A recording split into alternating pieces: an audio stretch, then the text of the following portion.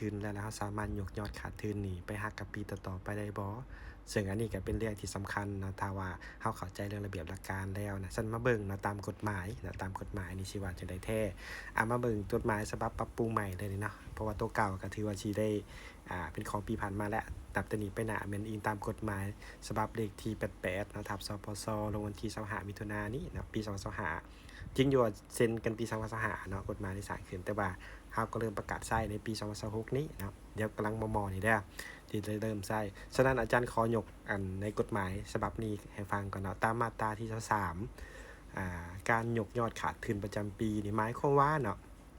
ผู้ดำเนินธุรกิจที่เสียก่อนกำไรตามระบบบัญชีย้ำเนาะกำไรตามระบบบัญชีเนาะการถือบัญชีที่เห็นว่ามีขาดทุนในปีแท้เนาะโดยมีการยั่งยืนนี่จุดสำคัญเนาะโดยมีการยั่งยืนจากวิสาหกิจกวดสอบหรือองค์การกวดสอบแห่งรัฐถ้าเป็นรัฐวิสาหกิจเนาะและมีการหับหู้จากแขนงสวยสาอากรมีคำว่าแหละเด้อสำคัญเนาะหมายความทำอิฐนี่มีการยั่งยืนเนาะจากวิสาหกิจกวดสอบและเนาะมีการหับหู้จากแขนงสวยสาอากรจึงมีสิทธิ์ยกยอดขาดทุนดังกล่าวไปหักกับกำไรปีถัดไปได้สั้นกลับมาเบาคืนว่ามีการหับหู้เนาะจากแขนงสวยสาอากรหับหู้นั่นใดหมายความว่าการเข้าว่าหับหู้ตัวที่นี่นี่หมายถึงหยังบ่แม่นว่าเฮาได้แบ่งยืนกันมอบพันธะประจำปีแล้วเป็นตัวนั้นได้บ่แม่นเนาะก็คือหมายถึงว่าเพิ่นได้ลงมากวดการไหลเลี้ยงและมีบทบันทึกไหลเลี้ยงประจำปีแล้วก็เซ็นหับหู้แล้วก็มอบพันธะกันเรียบร้อยแล้วหมายความว่าได้หับใบบทบันทึกยั่งยืนเนาะบันทึกการกวดการไหลเลี้ยงแล้วและตัวเลขขาดทุนตัวนั้นแหละเนาะที่อยู่ในบทไหลเลี้ยงนะกลายเป็นตัวเลขที่ทางแขนงศึกษาอากรหับหู้และยั่งยืนว่าขาดทุนกันเป็นสามารถยกยอดได้แท้นี่เนาะตัวนี้สำคัญฉะนั้นการยกยอดเนาะขาดทุนนี่ไปหักได้จากปีสมมุติว่าปีนี้เขาขาดทุนเนาะขาดทุนแล้วแหละปีหน้านะมีกำไร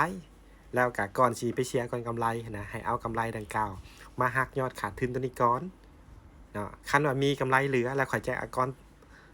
กำไรประจำปีถ้าว่ายังติดลบอยู่เนาะมาลบได้นะก็ให้หักต่อไปอีกซึ่งว่าเพิ่นให้ได้สูงสุดอยู่5ปีติดต่อกันเด้อ5ปีติดต่อกันส่วนข้างนี้ปึ๊บขาดทุนละปีต่อไปมีกำไรหรือขาดทุนหรือมีกำไรนะให้หักต่อกันได้5ปีเนาะอันนี้มันสำหรับวิสาหกิจทั่วไปแต่ถ้าเป็นแขนงปลูกฝังเลี้ยงสัตว์เนาะที่เกิดขาดทุนย้อนพยาธิโรคระบาดหรือภัยพิบัติธรรมชาตินะอันนี้เพิ่นให้หักต่อได้เนาะติดต่อกันบ่เกิน10ปีเนาะบ่เกิน10ปีถ้าว่าเกินครบกำหนดแล้วก็จะบ่ให้หักต่อได้เนาะก็ถือว่าถ้ามีกำไรก็แม่นให้แจ้งเสียปกติอันนี้ถือว่าเป็นจุดสำคัญเนาะที่ว่าเฮาต้องได้รับรู้ฉะนั้นถ้าว่าเฮามีการกวดการรายเรียงประจำปีแล้วนะเฮาสามารถยกยอดได้ฉะนั้นมีให้เฮามีสตินำกันเนาะเวลาเฮายืมผู้ซื้อประจำปีแล้วได้แบ่งยืนกับมอถาแล้วก็พยายามแจ้งให้เพิ่นลงมากวดการรายเรียงให้ถ้าว่าเฮามีขาดทุนนะจริงๆเพื่อว่าบ่เสียสิทธิ์ในการยกยอดเพราะบางคนนี่บางวิสาหกิจเนาะก็ปล่อยเลยเนาะถ้าเพิ่นมามื้อใดก็จึงกวด